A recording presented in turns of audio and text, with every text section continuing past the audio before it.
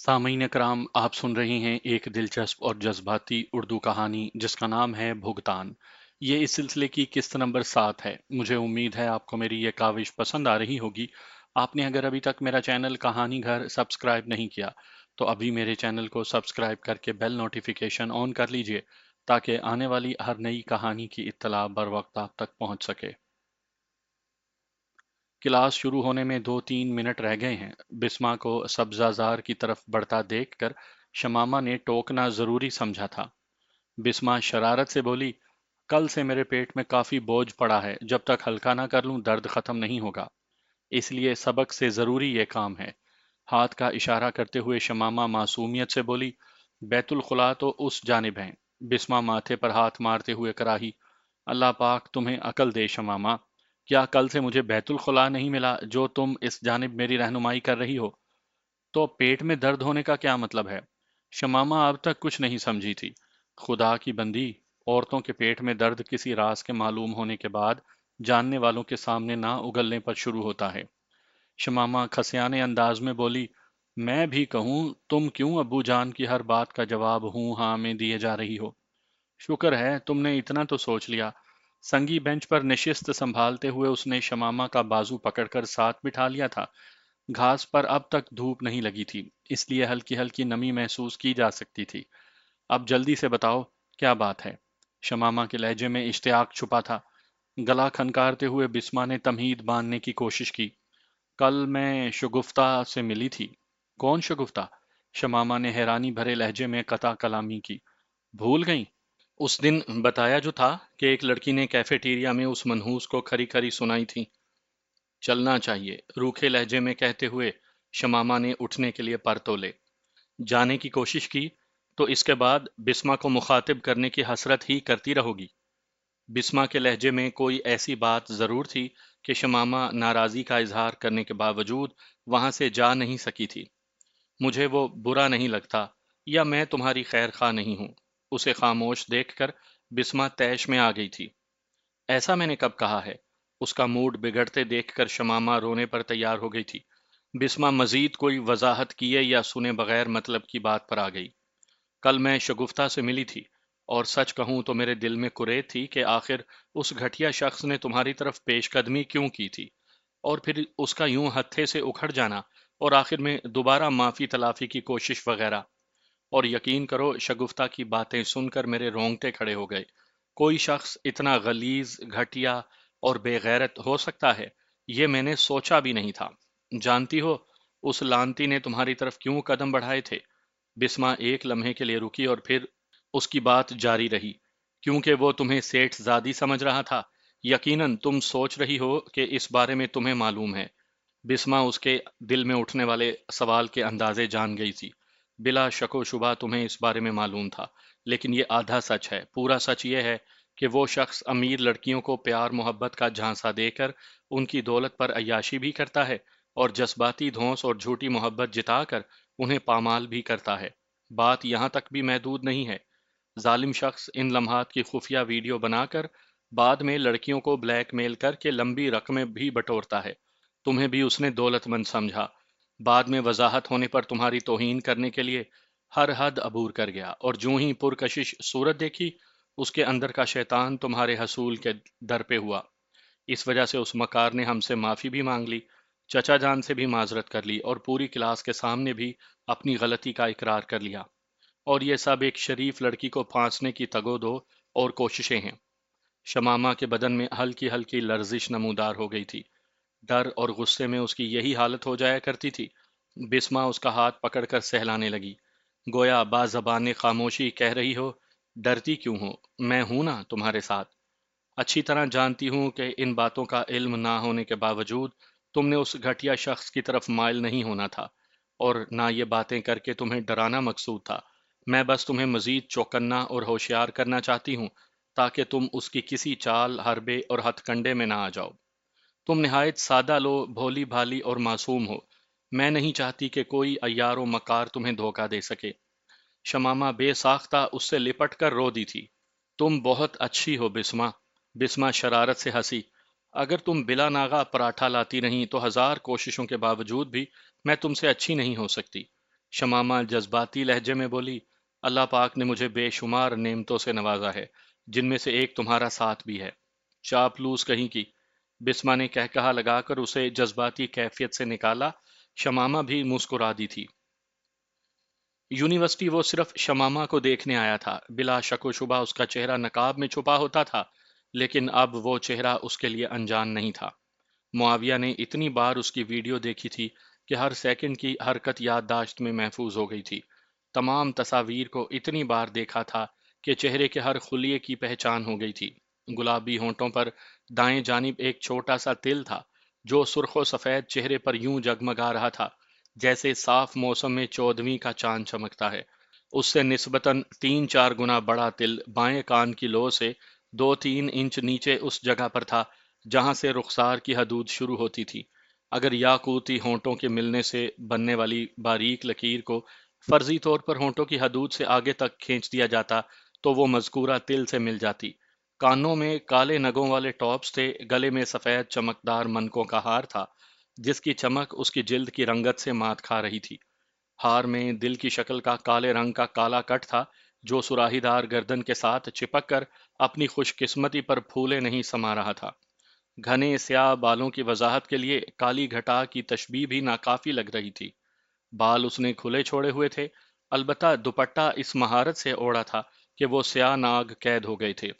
البتہ جب غصے میں آ کر اس نے دوپٹہ اتارا تبھی وہ بکھر کر کندھوں کے نیچے تک پھیل گئے تھے۔ اگر نیاگرا فال کے پانی کا رنگ گہرا سیاہ ہوتا تو ان زلفوں کے پشت پر پھیلنے کو اس سے تشبیہ دی جا سکتی تھی۔ گھنی بھویں کمان کی شکل میں مڑی ہوئی تھی جو سرما آلود آنکھوں کے تیز دھار تیروں کو ایک تسلسل سے سامنے والوں پر پھینک رہی تھی، اور پلکوں کی دلربا جھالر نے اس قتل و غارت کی کھلی چھٹی دی ہوئی تھی۔ وہ اونچے قد اور چھریری قامت تھی، جسمانی نشیب و فراز کھلے گاؤن میں مستور تھے، لیکن جب اس نے گاؤن اتار پھینکا تب پتا چلا کہ گاؤن نے کیا قیامت چھپائی ہوئی تھی۔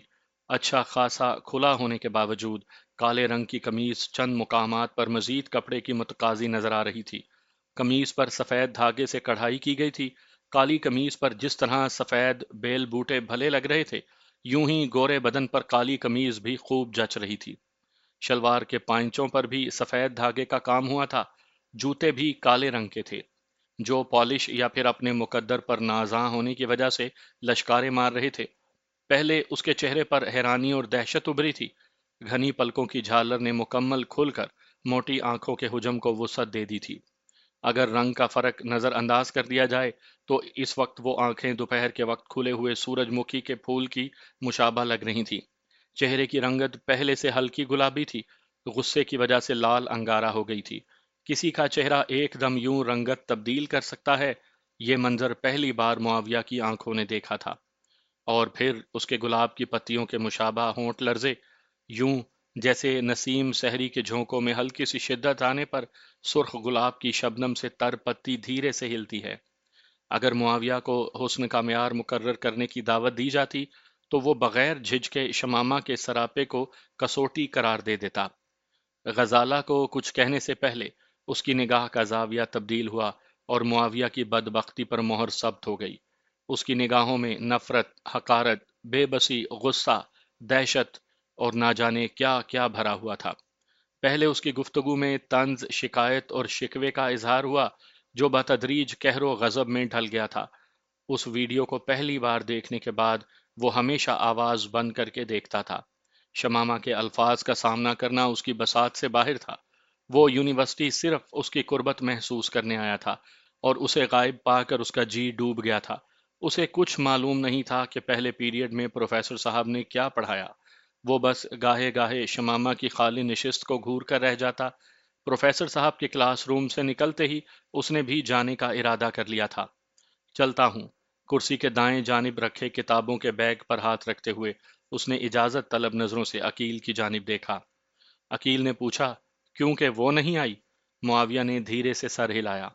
جس بات کا علم ہو اس کی تصدیق کرنا بے مقصد فعل ہے۔ امی ابو سے بات کی تھی؟ عقیل نے دوسرا سوال پوچھا۔ ہاں، معاویہ کے لہجے میں مایوسی بھر گئی تھی۔ انہوں نے سختی سے انکار کر دیا ہے۔ ایک ڈرائیور کی بیٹی کو بہو بنانے کے بجائے انہیں میرا ساری زندگی کنوارا رہنا منظور ہے۔ عقیل کے چہرے پر دکھ نمودار ہوا۔ لمحہ بھر کی خاموشی کے بعد اس کے منہ سے بامشکل نکلا تھا، تو تو یہ کہ ابو جان کی نصیحتوں میں فرار کی راہ تلاش کر رہا ہوں۔ اپنی وجاہت عمارت کے خناس کو ہوا دے کر اس ساحرہ کے سحر کو توڑنے کی کوشش میں ہوں۔ دل کے واویلے کو غیر اہم جان کر دماغ کو جھوٹی تسلیوں سے بہلانے کی تگودو میں ہوں۔ پتہ نہیں کیا کیا کر رہا ہوں، اور ہر ترکیب ہیلا اور حربہ رائیگاں جا رہا ہے۔ وہ کیا کہتے ہیں، وہ نہیں بھولتے جدھر جاؤں، ہائے میں کیا کروں کدھر جاؤں۔ عقیل نے دکھتی نظروں سے معاویہ کے چہرے کو دیکھا۔ اسے یقین ہی نہیں آ رہا تھا کہ وہ معاویہ کو دیکھ رہا ہے۔ اگر کسی دوسرے کی زبانی اس نے معاویہ کی حالت کے بارے میں سنا ہوتا تو مر کر بھی یقین نہ کرتا۔ شمامہ کو اس نے بھی دیکھا تھا، بلا شک و شبہ وہ خوبصورت تھی، لیکن اس کا یہ مطلب بھی نہیں تھا کہ کوئی اسے دیکھ کر عقل و خود سے بالکل ہی بیگانہ ہو جائے۔ یونیورسٹی حسین و جمیل لڑکیوں سے بھری ہوئی تھی، بلکہ ان میں سے درجن بھر سے تو معاویہ کے تعلقات بھی رہے تھے، اور معاویہ کے نزدیک ان لڑکیوں کی اہمیت اتنی بھی نہیں تھی کہ قطع تعلق کے بعد کبھی ان کا ذکر بھی کیا ہو۔ اور اب وہ ایک ایسی لڑکی کے عشق میں مبتلا ہو چکا تھا جو اس کی شکل دیکھنے کی روادار نہیں تھی۔ یہی سوچ اس کے لبوں پر ظاہر ہوئی۔ بلا شبہ وہ خوبصورت ہے، لیکن اتنی بھی نہیں کہ اس کے بنا تم جینے کا مقصد ہی کھو دو۔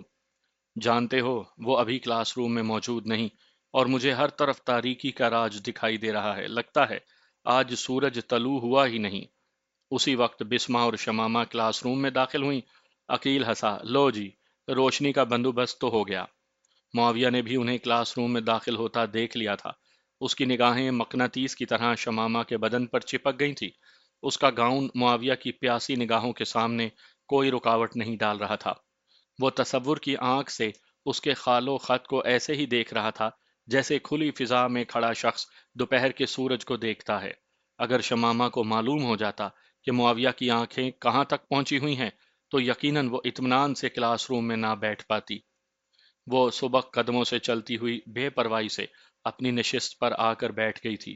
محبوب اور بے نیازی کا رشتہ اتنا ہی اٹوٹ ہے جتنا سورج اور روشنی کا۔ معاویہ بھی لڑکیوں کے سسکنے، آہوزاری اور منت سماجت کرنے پر بے نیازی سے کندھے اچکا دیتا تھا، اور اب شمامہ کی بے نیازی دیکھ کر اسے معلوم پڑ رہا تھا کہ چاہنے والوں کے لیے محبوب کی بے نیازی کتنی اذیت کا باعث بن سکتی تھی۔ پروفیسر صاحب کلاس روم میں داخل ہوئے، سبق شروع ہوا پھر ختم بھی ہو گیا، لیکن اس کا دماغ پروفیسر صاحب کے کسی لفظ پر گرفت نہیں جما سکا تھا۔ اگلا پیریڈ خالی تھا۔ کلاس روم میں ان دونوں کے سوا کوئی نہیں بچا تھا۔ سگریٹ ہی پلا دو، عقیل اس کی محویت میں مخل ہوا۔ معاویہ ایک دم اپنے لباس کی جیبیں ٹٹولنے لگا۔ سگریٹ کی ڈبی کے ناکام حصول کے بعد وہ اپنے بیگ کی جانب متوجہ ہو گیا تھا۔ اس میں بھی سگریٹ کی ڈبی موجود نہیں تھی۔ عقیل کی طرف دیکھتے ہوئے اس نے نفی میں سر ہلا دیا۔ عقیل نے پوچھا، سگریٹ لانا بھول گیا تھا یا جان بوجھ کر نہیں لائے؟ معاویہ نے منہ بنایا، جان بوجھ کر نہ لاتا تو تلاشی لینے کی کیا ضرورت تھی؟ یار تم تو بالکل بدل گئے ہو، ہر شوق اور مشغلے کو پسے پشت ڈال دیا ہے۔ مجھے تو ڈر لگ رہا ہے اگر شمامہ بی بی کا رویہ یوں ہی رہا تو خود کو کوئی نقصان نہ پہنچا بیٹھو۔ عقیل نے تشویش ظاہر کی۔ معاویہ نے اس کی تشویش پر کوئی رد عمل ظاہر نہیں کیا تھا۔ عقیل تفکر سے بولا، تمہاری خاموشی مجھے ڈرا رہی ہے، لیکن یاد رکھنا ہمارے مذہب میں خودکشی کرنا حرام ہے، اس لیے کچھ الٹا سیدھا کرنے سے پہلے مجھ سے مشورہ ضرور کر لینا۔ معاویہ کے ہونٹوں پر طنزیہ ہنسی نمودار ہوئی اور وہ دھیرے سے بولا، خودکشی تک حرام ہے یعنی یہ بھی ممکن نہیں کہ مر جاؤں؟ عقیل سرعت سے بولا، مرنا کسی مسئلے کا حل نہیں ہوتا۔ بزدل، ڈرپوک اور حالات کا مقابلہ نہ کرنے والے افراد موت میں راہ فرار ڈھونڈتے ہیں۔ اگر عارضی زندگی کے اختتام کے بعد ایک نئی زندگی کا آغاز نہ ہونا ہوتا تو خودکشی کو مسائل کے حل میں آخری انتخاب کے طور پر جگہ مل سکتی تھی، لیکن آخرت کی زندگی تو ہمارے ایمان کا جز ہے، اور اپنی جان لے کر دائمی عذاب کی خریداری یقیناً بہت گھاٹے اور خسارے کا سودا ہے۔ مجھے معلوم نہیں تھا کہ والدین کے علاوہ بھی کسی کو میری اتنی فکر ہوگی۔ اس کے چہرے پر نظریں جماتے ہوئے معاویہ نے ہنسنے کی ناکام کوشش کی۔ عقیل نے نشست چھوڑتے ہوئے کہا، چلو آج میں اپنے جیب خرچ سے تمہیں کڑک سی چائے پلواتا ہوں۔ معاویہ سر ہلاتے ہوئے اس کے ہمراہ کھڑا ہو گیا تھا۔ تم آج کل کلب نہیں جا رہے ہو؟ سیٹھ محمد علی صدیقی اسے تواتر سے کھانے کی میز پر حاضر ہوتا دیکھ کر پوچھے بنا نہ رہ سکے۔ جی ابو جان، وہ جواب یا وضاحت کے بجائے ایک قسم کا اعتراف تھا۔ کیوں؟ اس نے خاموش رہتے ہوئے کندھے اچکا دیے تھے۔ سیٹھ محمد علی نے طنز کیا، شاید مجھے باور کروا رہے ہو کہ تم دھن کے کتنے پکے ہو۔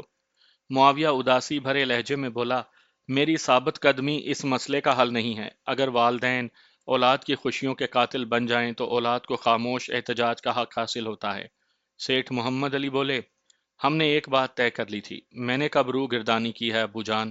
کھانے کی میز پر حاضر ہوں، صبح ناشتے پر موجود ہوتا ہوں، یونیورسٹی بھی جا رہا ہوں، اور کیا کروں؟ مگر پہلے کی طرح ہنستے بولتے نہیں ہو، خوش نظر نہیں آتے، مسلسل خاموش رہتے ہو، بلکہ تمہارا تواتر سے گھر میں موجود رہنا ہی مجھے غیر فطری لگتا ہے۔ معاویہ صاف گوئی سے بولا، ہنسنا اور خوش رہنا ایک غیر اختیاری فعل ہے۔ آپ مجھ سے کوئی ایسی توقع نہ رکھیں جو میرے بس سے باہر ہو۔ اور ایسا کب تک چلے گا؟ اس کے چہرے پر نظریں جماتے ہوئے والد نے سنجیدہ لہجے میں پوچھا۔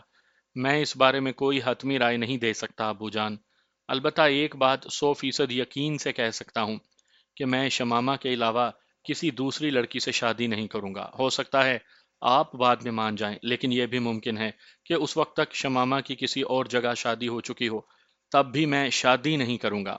آپ کی کسی دھونس اور کسی منت کی پرواہ نہیں کروں گا، کیونکہ یہ طے ہو چکا ہے۔ یہ کہہ کر وہ کھڑا ہوا، اجازت چاہوں گا ابو جان۔ کرسی کو میز کے نیچے دھکیل کر وہ اپنے کمرے کی طرف بڑھ گیا۔ مجھے اس کے تیور ٹھیک نہیں لگ رہے، پتہ نہیں اس کلموہی نے کون سے جادو پڑھ کر پھونکا ہے۔ اس کے جاتے ہی عالیہ نے تشویش ظاہر کی۔ سیٹھ محمد علی نے اسبات میں سر ہلایا۔ اس کی حالیہ روزمرہ سے تو میں بھی کھٹک گیا ہوں۔ میں نے اسے دلائل کے میدان میں تو ڈھیر کر دیا تھا، لیکن اس کے تیور واقعی ٹھیک نہیں لگ رہے۔ عالیہ نے پوچھا، اس کا کوئی حل تو ہوگا؟ سیٹھ محمد علی عاشقانہ انداز میں بولے، تجویز تو وہی کام آ سکتی ہے جو ہماری والدہ محترمہ نے سوچی تھی کہ محترمہ عالیہ بیگم کو ہماری زندگی میں لے آئیں۔ البتہ سوچنے کی بات یہ ہے کہ عالیہ بیگم کی طرح کوئی ملے گی بھی کہ نہیں۔ آپ بھی نہ بس۔ عالیہ بیگم جھینپ گئی تھیں۔ جوان اولاد بھی نظر نہیں آتی۔ وہ فلسفیانہ لہجے میں بولے، کیا اولاد کے جوان ہونے سے باپ کی اپنی خواہشات ختم ہو جاتی ہیں؟ عالیہ منہ بنا کر بولی، سیٹھ صاحب جو مسئلہ بتایا ہے اس کے بارے میں کچھ سوچیں۔ بیگم صاحبہ میں حل بھی بتا چکا ہوں۔ روبینہ کیسی رہے گی؟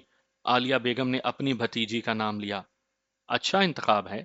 سیٹھ محمد علی نے مطمئن انداز میں سر ہلایا۔ متبادل کے طور پر نادیہ اور اقدس کو بھی نظر میں رکھو۔ انہوں نے عالیہ اور اپنی بھانجی کا ذکر ایک ساتھ کر دیا۔ عالیہ بیگم نے کہا، ٹھیک ہے، میں کل بھیا کے ہاں چکر لگاتی ہوں، روبینہ سے مل کر سنگن لیتی ہوں کہ اس کے دل میں بھی معاویہ کے لیے کچھ ہے یا نہیں۔ اگلے دن عالیہ بھائی کے گھر پہنچ گئی تھی۔ روبینہ کے دل کا حال معلوم کرنے کے بعد اسے یہ تو اطمینان تو ہو گیا تھا کہ وہ معاویہ کو نہ صرف پسند کرتی تھی بلکہ اس سے شادی کے لیے دل و جان سے تیار تھی۔ اور عالیہ کے مشورے پر روبینہ بی بی کی آمد و رفت ایک دم ان کے گھر میں زیادہ ہو گئی۔ ایک دو دن تو معاویہ نے اسے برداشت کیا، لیکن جب وہ مستقل ہی سر پر سوار ہونے لگی تو اس نے بیزاری ظاہر کرنے میں دیر نہیں لگائی۔ شمامہ کی جگہ کسی اور کو دینا اس کے بس سے باہر تھا۔ جلد ہی روبینہ اکتا گئی تھی۔ ہفتے بعد وہ پھپھو کو مخاطب تھی، پھپھو جان، معاویہ کو میری ذات میں ذرا بھی دلچسپی نہیں، اور نہ میں زبردستی کی محبت پر یقین رکھتی ہوں۔ ایک لڑکا جو مجھے مسلسل نظر انداز کرے، کھل کر بیزاری کا اظہار کرے، اس کے آگے پیچھے گھومنا میرے بس سے باہر ہے۔ اس لیے میں معذرت کرتے ہوئے اپنی ناکامی کا اعتراف کرنا چاہوں گی۔ اس نے بغیر لگی لپٹی رکھے اپنے احساسات بیان کر دیے تھے۔ عالیہ اسے سمجھاتے ہوئے بولی، ایسا نہیں ہے روبی بیٹا، بس وہ ذرا الجھا ہوا ہے۔ اور پھر محبت ایک دن کا کھیل تو نہیں، تھوڑا وقت دو اسے۔ کسی کے دل میں جگہ بنانے کے لیے اس کے لیے اہم و ناگزیر ہونا پڑتا ہے، اور اس میں تھوڑا وقت تو لگتا ہے۔ پھوپھو جان، وہ کسی شمامہ نامی لڑکی سے محبت کرتا ہے، اور اس نے مجھے واضح طور پر بتایا بلکہ سمجھایا ہے کہ اس کی زندگی میں شمامہ کے علاوہ کوئی لڑکی نہیں آ سکتی۔ اس لیے آپ نہ مجھے مزید ہلکا کروائیں اور نہ خود کوئی خوش فہمی پالیں۔ یہ کہہ کر روبینہ رخصت ہو گئی تھی۔ روبینہ کے ناکامی اور اعتراف کے بعد عالیہ کو ہمت ہی نہیں ہوئی تھی کہ کسی اور لڑکی کو ملتی۔ اسی رات وہ سیٹھ محمد علی صدیقی کو یہ بات بتا رہی تھی۔ سیٹھ محمد علی نے مشورہ دیا، نادیہ یا اقدس کو بھی آزما لینا تھا۔ عالیہ بیگم نے نفی میں سر ہلایا، میرا خیال ہے کہ ایک بار اس کلموہی کے گھر سے ہو آتے ہیں۔ رشتہ مانگنے جاؤ گی؟ سیٹھ محمد علی دنگ رہ گئے تھے۔ ایسا تو نہیں کہا۔ عالیہ نے انہیں ملامتی نظروں سے گھورا۔ میں نے جائزہ لینے کی بات کی ہے، آخر اس مقابلے میں 3 حریف ہیں، اور تیسرے حریف سے واقف ہوئے بغیر مقابلہ کیسے کیا جائے گا؟ وہاں جا کر دیکھ تو لیں کہ کیسے لوگ ہیں، ان کا مقصد کیا ہے۔ بیٹی کے منصوبے میں ماں باپ بھی شریک ہیں یا انجان ہیں؟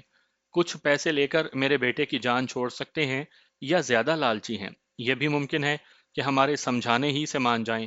یقیناً دونوں خاندانوں کے درمیان فرق ان کی نظر سے بھی اوجھل نہیں ہوگا۔ اب بیٹے کے ساتھ ہم دونوں بھی ضد پکڑ کر بیٹھ جائیں تو یہ مسئلہ حل کیسے ہوگا؟ اس نے تو گیند ہماری طرف پھینک دی ہے، واپس کیسے پھینکنی ہے اس کا انحصار ہم پر ہے، اور مجھے امید ہے کہ لڑکی والوں کو نہ کروانے میں کامیاب ہو گئے تو معاویہ بے بس ہو جائے گا۔ ہم کہہ کر سیٹھ محمد علی اس بات میں سر ہلانے لگے۔ بڑی دور کی کوڑی لائی ہیں ہماری بیگم۔ عالیہ بیگم مسکرائیں۔ بیٹے کی زندگی کا مسئلہ ہے سیٹھ صاحب، یوں ہی ہاتھ پر ہاتھ دھرے تو بیٹھی نہیں رہ سکتی۔ زنیرہ سے بات کی تھی؟ انہوں نے معاویہ کی بڑی بہن کا نام لیا۔ جی ہاں، عالیہ بیگم نے منہ بنایا۔ وہ بھائی والی ہے، الٹا مجھے نصیحتیں جھاڑنے لگی کہ زندگی معاویہ نے گزارنی ہے تو فیصلہ کرنے کا حق بھی اسے ہونا چاہیے۔ میں نے بھی تنبیہ کر دی کہ مجھے تو کہہ رہی ہو، بھائی کے سامنے کچھ ایسا کہا تو مجھ سے برا کوئی نہیں ہوگا۔ محمد علی ہنسے۔ شاید اسی لیے کافی دنوں سے ملنے نہیں آ رہی۔ فی الحال اس کا نہ آنا ہی بہتر ہے۔ اپنے لاڈلے بھائی کی پارٹی میں شامل ہو کر اس کے مقدمے کو تقویت دینے کے علاوہ وہ کیا کرے گی؟ میرا خیال ہے کل چلتے ہیں، عالیہ نے طنزیہ انداز میں کہا۔ ہاں، کل شام کو چلیں گے، کہ دن کو تو بیچارہ ڈرائیور سیٹھ صاحب کے آگے پیچھے پھر رہا ہوگا۔ سیٹھ محمد علی نے پوچھا، بیٹے کو بتاؤ گی؟ بولیں، پہلے اس خاندان کے تیور تو دیکھ لیں، پھر بات کر لیں گے، اور وہ سر ہلا کر رہ گئے۔ امی جان کی کوشش ہے کہ میں کسی اور لڑکی میں دلچسپی لینا شروع کر دوں۔ وہ کیفیٹیریا میں کونے کی میز پر بیٹھے چائے پی رہے تھے جب معاویہ نے انکشاف کیا۔ عقیل نے کہا، لازمی بات ہے، انہوں نے اپنی پسند کی بہو ہی لانا ہوگی۔ روبینہ اچھی لڑکی ہے یار، خوبصورت بھی ہے، لیکن اس دل کا کیا کروں جو شمامہ رانی کے علاوہ کچھ بھی سننے پر آمادہ نہیں۔ عقیل ہنسا۔ تو روبینہ بی بی کو بھی یہ بتا دینا تھا۔ بتا دیا ہے، بلکہ اچھی طرح سمجھا دیا ہے، اور دوسرا دن ہے وہ غائب ہے۔ خفا تو ہوئی ہوگی۔ مجھے فرق نہیں پڑتا، معاویہ نے منہ بنایا۔ یار، شمامہ کے بارے میں میرے خیالات عجیب قسم کے تھے، اور مجھے لگتا تھا یہ بہت مختلف لڑکی ہوگی، اور اب اس کا رویہ دیکھ کر میرا گمان یقین میں بدل گیا ہے۔ اس کے بارے میں میرے اندازے 100% درست تھے۔ وہ کیفیٹیریا میں آ گئی ہے۔ عقیل کی بات کا جواب دیے بغیر معاویہ ایک دم دروازے کی طرف متوجہ ہو گیا، جہاں سے بسمہ اور شمامہ داخل ہو کر خالی میز کی تلاش میں نظریں دوڑا رہی تھیں۔ اتفاق سے اس وقت ان دونوں کی قریبی میز کے علاوہ تمام میزیں پر تھیں۔ بسمہ کی نظریں اس طرف اٹھیں، لیکن ایک دو قدم اٹھاتے ہی اس نے معاویہ کو دیکھ لیا تھا۔ ایک دم اس کا رخ تبدیل ہوا اور وہ شمامہ کو لے کر ایک ایسی میز کی طرف مڑ گئی جہاں 2 لڑکے پہلے سے بیٹھے تھے۔ بسمہ اجازت لے کر شمامہ کو ساتھ لیے وہیں بیٹھ گئی تھی۔ معاویہ کی دکھی آواز ابھری، اتنی نفرت کا سوچا بھی نہیں تھا۔ عقیل صاحب، مجھے معاویہ سے 2 منٹ اکیلے میں بات کرنا ہے۔ وہ شگفتہ تھی۔ معاویہ نے چونک کر اس کی جانب دیکھا، اس کے چہرے پر عجیب قسم کا حزن و ملال پھیلا تھا۔ جی پلیز۔ عقیل فوراً اٹھ کر چل دیا۔ گو وہ شگفتہ کی آمد کے مقصد سے اچھی طرح واقف تھا، لیکن اس کے باوجود اسے وہاں بیٹھنا مناسب نہیں لگا تھا۔ شگفتہ نے نشست سنبھالتے ہوئے شولڈر بیگ سے ایک سفید لفافہ نکال کر میز پر رکھا اور پھر ہاتھ سے معاویہ کی طرف دھکیل دیا۔ سوری، تھوڑی لیٹ ہو گئی ہوں، یہ 3 لاکھ ہیں، باقی رقم بھی آہستہ آہستہ کر کے پہنچا دوں گی۔ مختصر سی بات کر کے وہ جانے کے ارادے سے اٹھی۔ 1 منٹ شگفتہ، مجھے تم سے ضروری بات کرنا ہے۔ معاویہ پیسوں والا لفافہ پکڑ کر کھڑا ہو گیا۔ شگفتہ کے چہرے پر زردی پھیل گئی تھی۔ وہ جانتی تھی کہ معاویہ کا اس سے اکیلے میں کیا کام ہو سکتا تھا۔ نہ جانے پیسوں کی ادائیگی تک اس کی روح پر کتنے چرکے لگنا باقی تھے۔ تو پلیز، میری طبیعت ٹھیک نہیں ہے اور مجھے کہیں ضروری کام سے بھی جانا ہے۔ اس نے جان چھڑانے کی کوشش کی، لیکن اتنا تو وہ جانتی تھی کہ معاویہ کسی معذرت وغیرہ کو خاطر میں لانے والا نہیں تھا، اور ہوا بھی ایسے ہی تھا۔ وہ اس کے منت بھرے لہجے کی پرواہ کیے بغیر بے نیازی سے بولا، چلی جانا شگفتہ، بس میری 2 3 باتیں سن لو۔ وہ ہونٹ کاٹتے ہوئے بوجھل قدموں سے اس کے ہمراہ چل پڑی تھی۔ اس کا دل خون کے آنسو رو رہا تھا۔ اگر اس کی عقل سلامت نہ ہوتی تو شاید وہ چیخ چیخ کر پورے کیفیٹیریا کو سر پر اٹھا لیتی کہ ایک ہوس پرست درندہ کس طرح اس کی مرضی کے خلاف اسے بھنبوڑنے والا تھا۔ اس نے زندگی میں کبھی اتنی بے بسی محسوس نہیں کی تھی۔ معاویہ کے خلاف کسی کارروائی کرنے کا سوچتے ہی اس کے دماغ میں میڈیا پر چلتی بریکنگ نیوز گردش کرنے لگتی، جس میں مشہور بزنس مین احسان اللہ خان کی بیٹی کی ویڈیوز اور تصاویر کے بارے میں راز افشا ہو رہے تھے۔ معاویہ کے قدم اسی ویران کونے کی طرف اٹھ رہے تھے جہاں وہ پہلے بھی ملا کرتے تھے۔ بیٹھو۔ خلاف توقع سے بیٹھنے کا اشارہ کرتے ہوئے معاویہ خود بھی بیٹھ گیا تھا۔ وہ جھجکتے ہوئے ذرا فاصلہ رکھ کر بیٹھ گئی۔ دماغی طور پر وہ اس کی دست درازی کے منتظر تھی، لیکن معاویہ کا ایسا کوئی ارادہ نہیں تھا۔ شگفتہ، میں آپ کا مجرم ہوں اور اچھی طرح جانتا ہوں کہ میں نے نہ صرف آپ کے جذبات کو مجروح کیا بلکہ آپ کی عزت بھی پامال کی۔ میرے اس جرم کی جتنی بھی سزا مقرر کی جائے یقیناً وہ آپ کی نظر میں بہت کم ہوگی۔ میں ایک مجرم کی طرح آپ کے سامنے موجود ہوں، معافی کا خواستگار ہوں۔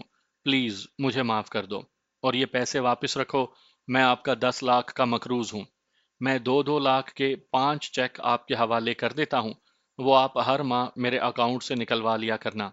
وہ حیرت سے گنگ ہو گئی تھی، گڑبڑاتے ہوئے بولی، تو تم مذاق کر رہے ہو؟ یقیناً یہ تمہاری کوئی نئی چال ہے۔ نہیں۔ معاویہ نے جھکی ہوئی نظریں اٹھائیں۔ اس کی آنکھوں میں اتری نمی واضح دکھائی دے رہی تھی۔ میں اس کی قسم کھانے کو تیار ہوں۔ کس کی؟ شگفتہ کی حیرانی دو چند ہو گئی تھی۔ تم نہیں سمجھو گی۔ اس کا سوال نظر انداز کرتے ہوئے وہ جیب سے چیک بک نکال کر چیک لکھنے لگا۔ مجھے بھی 10 لاکھ روپے واپس نہیں چاہیے۔ شگفتہ کی سمجھ میں کچھ نہیں آ رہا تھا کہ اس حالت میں کیا رد عمل ظاہر کرے۔ یہ تمہارے پیسے ہیں شگفتہ۔ معاویہ نے 5 عدد چیک اس کی جانب بڑھاتے ہوئے کہا۔ اگر احسان کر سکتی ہو تو دل سے معاف کر دو۔ شگفتہ کے ہونٹوں سے سسکی نکلی۔ اتنا آسان ہے نا معاف کرنا؟ وہ دکھی لہجے میں بولا۔ میں بس دامن ہی پھیلا سکتا ہوں۔ شگفتہ، آپ کے علاوہ بھی درجن بھر ایسی لڑکیاں موجود ہیں جو مجھے قتل کرنے کا پورا استحقاق رکھتی ہیں۔ کیا میں جا سکتی ہوں؟ شگفتہ نے رقم کا لفافہ اور معاویہ کے دیے ہوئے چیک اپنے شولڈر بیگ میں ڈال لیے تھے۔ اس کے لہجے سے بے یقینی عیاں تھی۔ پلیز مجھے معاف کرنے کے بارے میں سوچنا ضرور۔ اور ہاں، میں نے آپ کی ساری ویڈیوز اور تصاویر ڈیلیٹ کر دی تھی۔ شگفتہ خاموشی سے اٹھ کر چل دی۔ اس کے دل کی عجیب کیفیت ہو رہی تھی۔ گزشتہ 2-3 ہفتوں سے وہ مسلسل ایک ذہنی عذاب میں مبتلا تھی، اور ایسی حالت میں اس کی نظریں بھی آخری سہارے کی طرف اٹھی تھیں جو در حقیقت اکیلا ہی سہارا دینے والا تھا، اور اس کے علاوہ سارے سہارے جھوٹے تھے۔ اسے یقین ہی نہیں آ رہا تھا کہ اس کی توبہ اتنی جلدی قبول ہو گئی اور اتنی جلدی اسے ذہنی عذاب سے چھٹکارا مل گیا۔ یونیورسٹی کی اصل عمارت کے قریب پہنچتے ہی اچانک اس کے دل میں ایک خیال پیدا ہوا۔ اگلے ہی لمحے وہ موبائل نکال کر معاویہ کو پیغام لکھ رہی تھی۔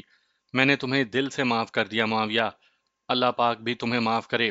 یہ پیغام بھیجتے ہی جیسے اس کے دل سے کوئی بوجھ ہٹ گیا تھا۔ قیمتی کار کو دروازے پر رکتا دیکھ کر چوکیدار ذیلی کھڑکی کھول کر باہر آ گیا تھا۔ جی سر۔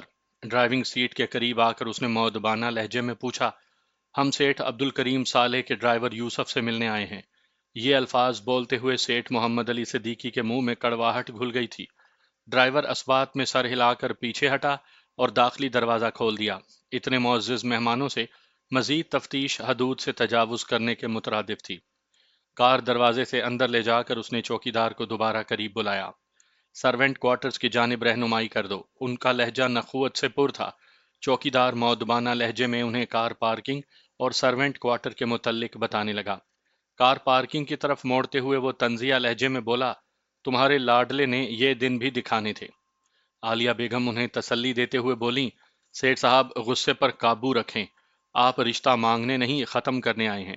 محمد علی تنفر سے بولے، پتہ نہیں کتنا لالچی خاندان ہوگا، یقین کرو ایسے لوگوں سے مل کر گھن آتی ہے، مجھے بھی، لیکن فی الحال مقصد پر دھیان دیں، ہم لڑائی کرنے نہیں آئے، جو مسئلہ میٹھے لہجے سے حل ہو سکتا ہو اس کے لیے منہ بگاڑنا حماقت ہے۔ کار پارک کر کے وہ مطلوبہ کوارٹر کی طرف بڑھ گئے تھے۔ ماشاءاللہ، اپنی بہو کا گھر تو دیکھیں۔ کوارٹر کے داخلی دروازے پر رکتے ہوئے سیٹھ محمد علی نے طنزیہ انداز میں کہا، اگر آپ خود پر قابو نہیں رکھ سکتے تو جائیں کار میں بیٹھ جائیں، میں معاملہ سنبھال لوں گی۔ عالیہ بیگم نے دھیمے لہجے میں ڈانٹا۔ سیٹھ محمد علی نے جواب دیے بغیر دروازہ کھٹکھٹا دیا کہ داخلی دروازے پر اطلاعی گھنٹی موجود نہیں تھی۔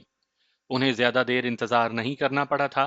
اکیلے فرد کے قدموں کی چاپ ابھری، کنڈی کی زنجیر بجی اور دروازہ کھل گیا۔ وہ محمد یوسف تھے۔ انہوں نے حیرانی بھری نظر سیٹھ محمد علی اور عالیہ بیگم پر ڈالی۔ اندھیرا چھا چکا تھا، لیکن سیٹھ عبد الکریم سالے کی کوٹھی کے صحن میں دن کا سا سما تھا، اور تیز روشنی میں ان دونوں کے قیمتی لباس اور رکھ رکھاؤ کو دیکھ کر یوسف کا حیران ہونا تو بنتا تھا۔ ہمیں یوسف ڈرائیور سے ملنا ہے۔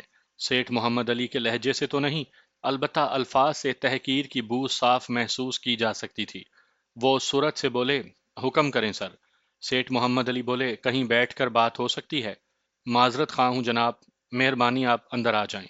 یوسف نے ندامت ظاہر کی۔ چھوٹا سا کوارٹر 3 کمروں اور ایک برآمدے اور ایک باورچی خانے پر مشتمل تھا۔ 2 کمرے رہائش گاہ کے لیے استعمال ہوتے تھے، جبکہ تیسرا کمرہ بطور بیٹھک یعنی ڈرائنگ روم استعمال کیا جاتا تھا۔ محمد یوسف انہیں بیٹھک میں لے گئے تھے۔ وہاں لکڑی کا سستا سا صوفہ سیٹ رکھا ہوا تھا۔ فوم کی گدیوں پر ہلکے سبز رنگ کے کپڑے کے غلاف تھے۔ صوفے کے سامنے 2 لکڑی کی میزیں پڑی تھیں اور ان پر بھی سبز رنگ کے میز پوش بچھے تھے۔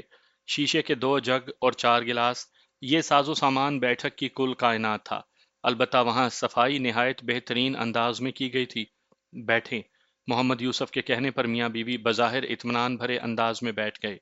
محمد یوسف نے پوچھا، کھانے کا وقت ہے، میرا خیال ہے پہلے کھانا کھا لیتے ہیں۔ نہیں، سیٹھ محمد علی نے نفی میں سر ہلایا، کھانا ہم دیر سے کھاتے ہیں۔ چائے کا کہہ دیتا ہوں۔ محمد یوسف دروازے کے پاس پہنچے۔ شمامہ اپنی خوابگاہ کے دروازے پر کھڑی انہی کی طرف متوجہ تھی۔ بیٹی، مہمان آئے ہیں، چائے بنا دو۔ شمامہ اسبات میں سر ہلاتے ہوئے باورچی خانے کی طرف بڑھ گئی۔ یوسف واپس آ گئے تھے۔ جی بھائی صاحب۔ ان کے سامنے نشست سنبھالتے ہوئے محمد یوسف مستفسر ہوئے۔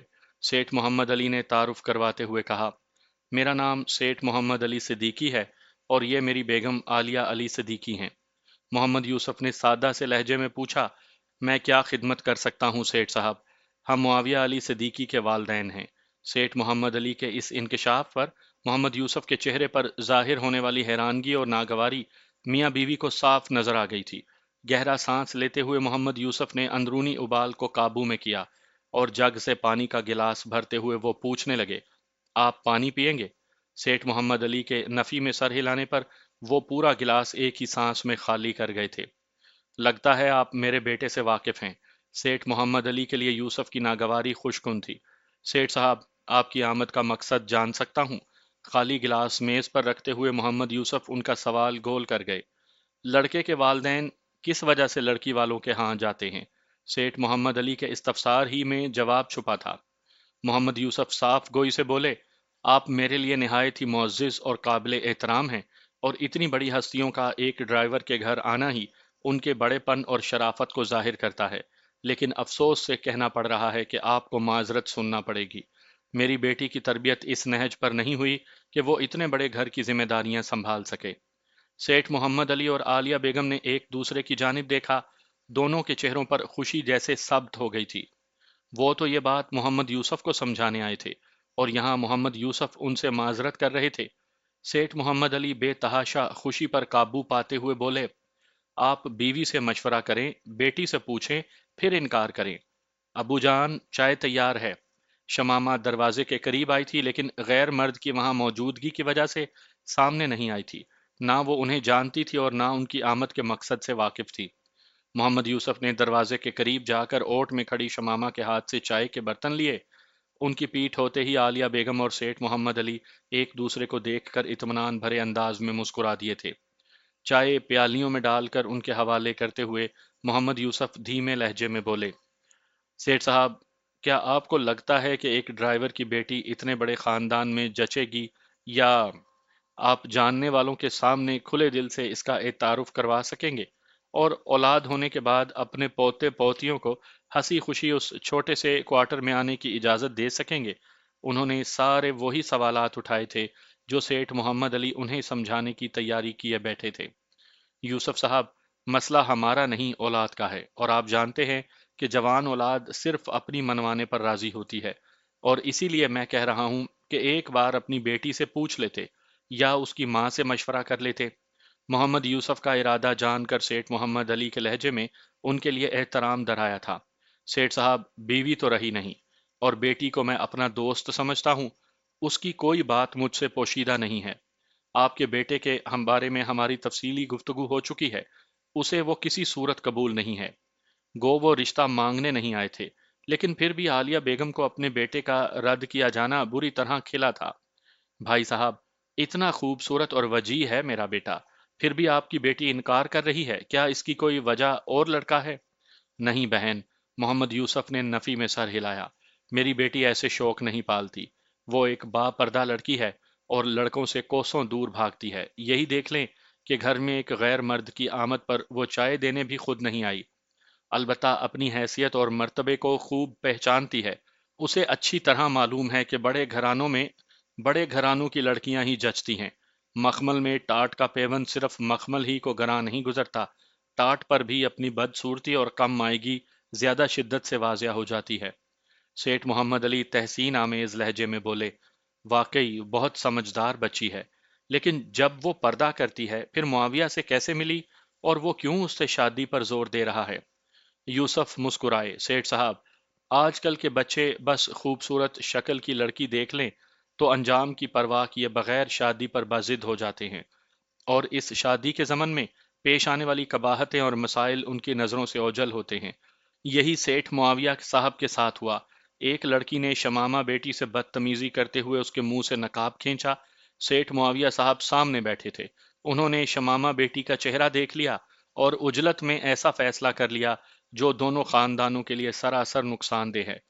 मियाँ बीवी ने गहरी दिलचस्पी से एक दूसरे की तरफ देखा। सेठ मोहम्मद अली हैरानी से बोले, बस इतनी सी बात? जी। मोहम्मद यूसुफ ने इस बात में सर हिला दिया। आलिया बेगम इश्तियाक से बोली, क्या हम आपकी बेटी से मिल सकते हैं? शमामा, अरे शमो रानी, जरा यहाँ आओ। मोहम्मद यूसुफ ने वुसअत कल्बी का मुजाहरा करते हुए बेटी को आवाज दी। कुछ भी था, वो दोनों उसकी बेटी को बहू बनाने आए थे, और बहू का मुकाम बेटी जैसा होता है। लम्हा भर बाद ही चांद दरवाजे से तलू हुआ। उसने सलीके से सर पर दुपट्टा ओढ़ा हुआ था। एक बार आलिया बेगम का दिल जोर से धड़का और उसके अंदर से कहीं आवाज उठी कि मुआविया के साथ ऐसी ही लड़की की जोड़ी सजेगी। मगर फिर उसकी नजर में शमामा की हैसियत लहराई और दिल में उठने वाली तमन्ना अपनी मौत आप मर गई। अस्सलामु अलैकुम चचा जान, अस्सलामु अलैकुम खाला जान। दोनों को अजीज तरीन रिश्ते से पुकारते हुए उसने पहले सेठ मोहम्मद अली के करीब होकर सर झुकाया और फिर आलिया बेगम के सामने सर नीचा किया। आलिया बेगम ने उसके सर पर हाथ रखकर उसे अपने साथ ही बिठा लिया। एक बात पूछूं बेटी? शमामा गोद में रखे हाथों को देखते हुए धीरे से बोली, जी खाला जान, हम अपने बेटे मुआविया का रिश्ता लेकर आए थे। वो हया आलूद लहजे में बोली, खाला जान, मैं दरवाजे पर खड़े होकर सारी गुफ्तगू सुन चुकी हूँ। अब्बू जान ने जो कुछ कहा है मुझे उससे बिल्कुल भी इख्तलाफ नहीं। मेरे बेटे में कोई कमी है बेटी? आलिया बेगम बज़ाहिर गिला कर रही थी, मगर उसके लहजे में जरा भी दुख शामिल नहीं था। और दुख होता भी तो कैसे? वो खुद इस काम का इरादा लेकर वहां आए थे। ये तो कुदरत उनकी मदद कर रही थी कि बगैर किसी मुतालबे और मिन्नत के बाप बेटी हर किस्म के ताउन पर तैयार बैठे थे। वो अजीब से लहजे में बोली, मुझ में तो है ना? आलिया बेगम को चुप लग गई थी। शमामा के बात हकीकत के खिलाफ नहीं थी, लेकिन इतनी तल्ख हकीकत को कबूल करना जरा मुश्किल ही होता है, खासकर जब अच्छे माहौल में गुफ्तगू हो रही हो। तो ऐसी बातों को मुरव्वत में आकर झुटलाना मजबूरी बन जाती है। लेकिन आलिया बेगम मुरव्वत में भी आकर कोई ऐसी बात नहीं करना चाहती थी जिससे शमामा कोई गलत उम्मीद लगा बैठती। अपने बेटे की वजाहत और खूबसूरती आलिया बेगम की नज़र में कुछ ज्यादा ही अनोखी थी। आखिर माँ जो थी, शमामा की बात के जवाब में वो तसल्ली भी नहीं दे सकी थी। सेठ मोहम्मद अली जू मायनी लहजे में बोले, यूसुफ साहब, आपने जो बातें की हैं इत्तफाक से ऐसी ही गुफ्तगू मैं मुआविया के सामने कर चुका हूँ, और फिर उसके मजबूर करने पर हमें यहाँ आना पड़ा। इसमें कोई शक नहीं कि शमामा बेटी लाखों करोड़ों में एक है। अलबत्ता दोनों खानदानों के जिंदगी गुजारने के तरीके में बहुत इख्तलाफ है। ये सब जानने के बावजूद मैं आपसे रिश्ता जोड़ने में खुशी महसूस करूंगा। मुझे इजाजत दें, शमामा को वहां बैठना मुनासिब नहीं लग रहा था। खुश रहो बेटी। सेठ मोहम्मद अली ने खड़े होकर उसके सर पर हाथ रखा, जबकि आलिया बेगम ने पर्स से चंद बड़े नोट निकालकर उसकी तरफ बढ़ा दिए। खाला जान, शमामा ने एतराज करना चाहा, मगर आलिया बेगम कता कलामी करते हुए बोली, बड़ों को इनकार नहीं किया जाता बेटी। عالیہ نے نوٹ زبردستی اس کی مٹھی میں پکڑا دیے۔ شمامہ نے بے بسی سے یوسف کی جانب دیکھا اور ان کے سر ہلانے پر خاموشی سے باہر نکل گئی۔ اس کے باہر جاتے ہی یوسف بولے، خفا نہ ہونا سیٹھ صاحب، مگر یہ ممکن نہیں ہے۔ آپ ایسے کام پر اصرار نہ کریں جو خود آپ کو بھی بحالت مجبوری قبول کرنا پڑا ہو۔ سیٹھ محمد علی جلدی سے بولے، ہم آپ سے اتفاق کرتے ہیں، لیکن بیٹے کو کیا جواب دیں گے؟ اسے کیسے یقین دلائیں گے کہ ہم نے پوری کوشش کی مگر لڑکی اور اس کے والد محترم کو یہ رشتہ قبول نہیں تھا؟ یوسف صاف گوئی سے بولے، گو میں کہہ سکتا ہوں کہ یہ آپ کا مسئلہ ہے، لیکن آپ کی شرافت کو دیکھتے ہوئے پوچھوں گا کہ اس زمن میں ہم آپ کی کیا مدد کر سکتے ہیں؟ سیٹھ محمد علی نے بلی کو تھیلے سے نکالتے ہوئے کہا، اگر بیٹے کے اصرار پر ہم اسے ساتھ لے کر یہاں آئے تو آپ یہی سب کچھ دہرائیں گے، اور اگر اس نے کچھ الٹی سیدھی یقین دہانیاں کروانے کی کوشش کی تو آپ اس کی باتوں پر بالکل اعتبار نہیں کریں گے، یہاں تک کہ ہم میاں بیوی کی منتوں کو بھی خاطر میں نہیں لائیں گے، بلکہ صاف الفاظ میں کہوں تو ہماری اچھی خاصی توہین کریں گے، تاکہ معاویہ کے دماغ میں رینگنے والا پیار اور محبت کا کیڑا اپنی موت آپ مر جائے۔ یوسف کے ہونٹوں پر معنی خیز مسکراہٹ ابھری۔ یقیناً آپ دونوں اس شادی پر بالکل بھی راضی نہیں تھے، اور آپ کی یہاں آمد کا مقصد رشتہ مانگنا نہیں، مجھے انکار کے لیے تیار کرنا تھا۔ سیٹھ محمد علی بغیر لگی لپٹی رکھے بولے، بالکل یہی بات ہے، اور اس زمن میں ہم آپ کو منہ مانگی رقم کی پیشکش کرنے آئے تھے، کیونکہ ہمارے خیال میں معاویہ کو آپ لوگوں نے ورغلانے کی کوشش کی ہے، لیکن یہاں آ کر پتا چلا کہ ہم غلط تھے۔ آپ کی بیٹی بہت سادہ اور مسکین سی ہے، اور وہ اس طرح کی چالاکیوں اور مکاریوں سے ناواقف نظر آتی ہے۔ البتہ ہم جو ذہن بنا کر آئے تھے اس کے مطابق اب بھی آپ کو منہ مانگی رقم دے سکتے ہیں۔ وہ رقم آپ کی بیٹی کی شادی میں کام آ سکتی ہے۔ بیٹیاں پیدا کرنے والوں کو بیٹی کی رخصتی کے لیے کسی دوسرے کی دولت پر نظریں گاڑنے کے بجائے ایسی خاندان میں رشتہ کرنے کی کوشش کرنی چاہیے جو ان کے ہم پلہ ہو۔ یوسف کے لہجے میں ہلکی سی تلخی در آئی تھی۔ محمد علی جلدی سے صفائی پیش کرنے لگے، میں نے کسی بری نیت یا آپ پر طنز کے لیے یہ پیشکش نہیں کی۔ یوسف دکھی لہجے میں بولے، آپ کی نیت پر شبہ ہے اور نہ خلوص میں کوئی شک، میں تو بس حقیقت بیان کر رہا تھا۔ تو پھر کیا سوچا؟ محمد علی نے سوال دہرائے بغیر جواب مانگا۔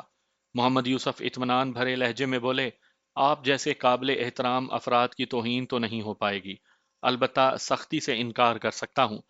آپ جب چاہیں بیٹے کے ساتھ تشریف لا سکتے ہیں۔ آپ سے مل کر اچھا لگا، اگر میرے لائق کوئی خدمت ہو تو بے دھڑک تشریف لے آنا، آپ کے کام آ کر مجھے خوشی ہوگی۔ سیٹھ محمد علی نے جیب سے تعارفی کارڈ نکال کر محمد یوسف کی جانب بڑھا دیا۔ شکریہ سیٹھ صاحب۔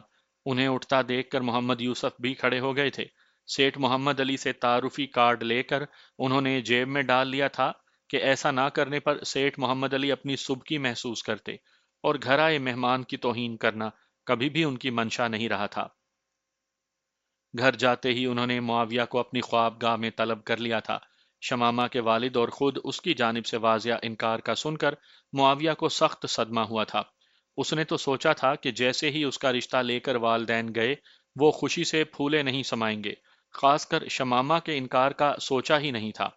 والد صاحب کی بات ختم ہوتے ہی وہ بولا، آپ شاید مذاق کر رہے ہیں۔ اس کے لہجے میں بے یقینی ہلکورے لے رہی تھی۔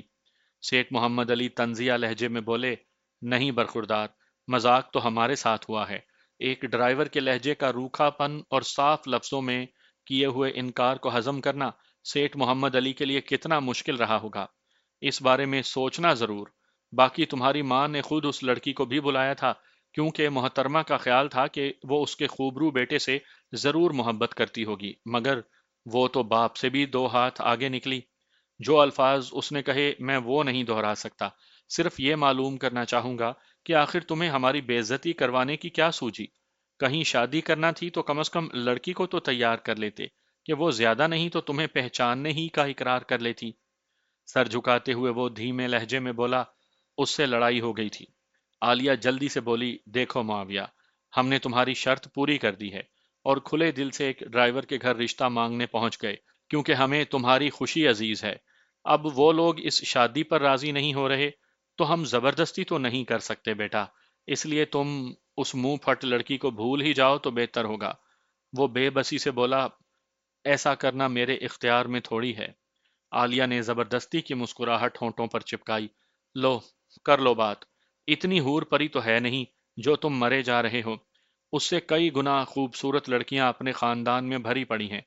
دونوں ہاتھوں سے سر پکڑتے ہوئے وہ بجھے ہوئے لہجے میں پوچھنے لگا، شمامہ نے کیا کہا تھا؟ یہی کہ وہ معاویہ کے چہرے پر تھوکنا بھی پسند نہیں کرتی۔ عالیہ نے جھوٹ بولنے میں ذرا بھی قباحت محسوس نہیں کی تھی۔ اس نے ماں کی آنکھوں میں دیکھتے ہوئے پر اعتماد لہجے میں کہا، وہ ایسا نہیں کہہ سکتی۔ کیوں؟ عالیہ کا لہجہ پھیکا پڑ گیا تھا۔ معاویہ تیقن سے بولا، وہ اتنی بدتمیزی اپنی کسی کلاس فیلو سے نہیں کر سکتی تو خود سے بڑوں سے اس انداز میں کیسے مخاطب ہو سکتی ہے؟ عالیہ نے بات سنبھالتے ہوئے کہا، اہمیت الفاظ کی نہیں، ان سے اخذ ہونے والے نتیجے کی ہوتی ہے۔ معاویہ کے ہونٹوں سے سرسراتی ہوئی آواز برآمد ہوئی، مجھے اس کے الفاظ جاننے میں دلچسپی ہے۔ برخوردار، ہم تمہاری شمامہ کے اقوال ضبط تحریر میں نہیں لانے گئے تھے۔ باپ بیٹی کو یہ رشتہ منظور نہیں تھا، اور اگر ان الفاظ کو بہت زیادہ مہذب بھی بنا لیا جائے تو یہ کہا جائے گا کہ اس لڑکی نے کھلا انکار کر دیا ہے، اور کھلے انکار کا مطلب ہوتا ہے کہ لڑکی کہہ رہی ہے فلاں سے شادی کرتی ہے میری جوتی، میں اسے گھاس ڈالنا بھی پسند نہیں کرتی، اس سے شادی کے بجائے مجھے زہر کھانا منظور ہے، میں اس پر تھوکنا بھی نہیں چاہتی، وغیرہ وغیرہ۔ اور تمہاری شمامہ رانی کے الفاظ بھی اسی سے ملتے جلتے ہی تھے۔ اگر ہم پر اعتبار نہیں آ رہا تو کل تمہیں ساتھ لے کر دوبارہ بے عزت ہونے چلے جائیں گے۔ یقین مانو، دوسری بار بے عزت ہونا پہلی بار سے کم تکلیف دہ ہوتا ہے، کیونکہ دوسری بار انسان ذہنی طور پر تیار ہوتا ہے۔ ایک دم بے عزت ہونا کافی مشکل مرحلہ ہے، جس سے عالیہ بیگم اور میں گزر چکے ہیں۔ معاویہ نے انکار میں سر ہلایا۔ انہوں نے آپ کی بے عزتی نہیں کی ہوگی۔ سیٹھ محمد علی صدیقی طنز کے تیر چلاتا ہوا بولا، اگر بے عزتی نہ کرنے سے تمہاری مراد یہ ہے کہ انہوں نے ہمارے منہ پر تھپڑ نہیں مارے تو تم صحیح ہو۔ اگر تمہارا مطلب یہ ہے کہ انہوں نے ہمیں دھکے دے کر گھر سے نہیں نکالا، پھر بھی تم درست ہو۔ اگر سوچ رہے ہو کہ انہوں نے گالیاں نہیں بکی ہوں گی تو تمہاری سوچ کو جھٹلایا نہیں جا سکتا، لیکن سیٹھ محمد علی صدیقی کو ایک ڈرائیور یہ کہے کہ موصوف کو اس کے بیٹے میں کوئی دلچسپی نہیں، اور نہ وہ اپنی بیٹی کو اس گھر میں بیاہ سکتا ہے، اور جس طرح مخمل کو ٹاٹ کا پیوند اچھا نہیں لگتا، اسی طرح ٹاٹ بھی مخمل کے ساتھ جڑنے میں اپنی ہتک محسوس کرتا ہے، وغیرہ وغیرہ۔ تو ایسی باتوں کو معاویہ علی صدیقی بھلے بے عزتی نہ تسلیم کرے، اس کے والدین آج بڑی سبکی محسوس کر رہے ہیں۔ سادہ الفاظ میں بولیں تو کسی کے سامنے سر اٹھانے کے قابل نہیں رہے۔ چند لمحے گہری سوچ میں کھوئے رہنے کے بعد وہ اٹھتا ہوا بولا، ابو جان، معذرت خواہ ہوں کہ میری وجہ سے کسی کم ظرف کو آپ کی توہین کی جرت ہوئی۔ آئندہ اس گھر میں جانے کی کوئی ضرورت نہیں ہے۔ میں کوشش کروں گا کہ اس کے بغیر زندگی گزار سکوں۔ یہ کہنے کے بعد وہ رکا نہیں تھا۔ اپنے کمرے میں آ کر اس نے اندر سے چٹخنی چڑھائی اور بیڈ ریسٹ سے ٹیک لگا کر لیٹ گیا۔ ایک دم ابال جیسا اٹھا اور وہ اپنے گالوں پر کچھ لڑکتا ہوا محسوس کرنے لگا۔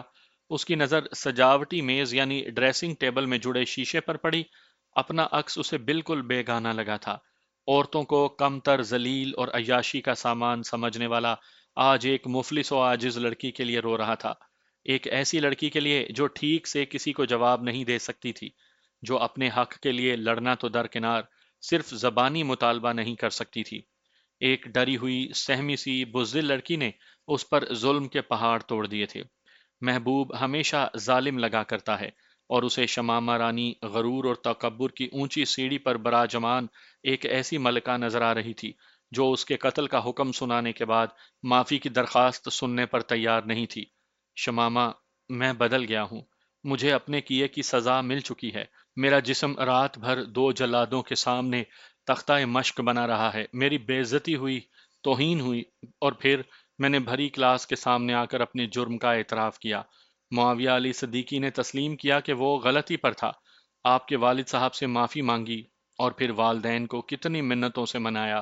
اس کے باوجود تم نے دل پتھر کر لیا۔ اتنا سخت بدلہ تو نہیں لیتے شمامہ۔ مان رہا ہوں نا، جو کچھ کیا تھا میری حماقت تھی۔ دیکھو، میں نے لڑکیوں سے تعلقات رکھنا بھی چھوڑ دیا۔ تم سے زیادہ تو میں نے شگفتہ کے ساتھ زیادتی کی تھی، اس نے تو معاف کر دیا۔ میں نے اللہ پاک کے حضور بھی توبہ کر لی ہے۔ شمامہ، اب تو معاف کر دو نا۔ دیکھو، تم میرے لیے کوئی اور سزا بھی تجویز کر سکتی ہو، کوئی ایسی سزا جس میں تم سے دوری کی کوئی شک شامل نہ ہو۔ موبائل فون نکال کر وہ اس کی تصویریں دیکھنے لگا۔ وہ دل سے کچھ اور قریب محسوس ہو رہی تھی۔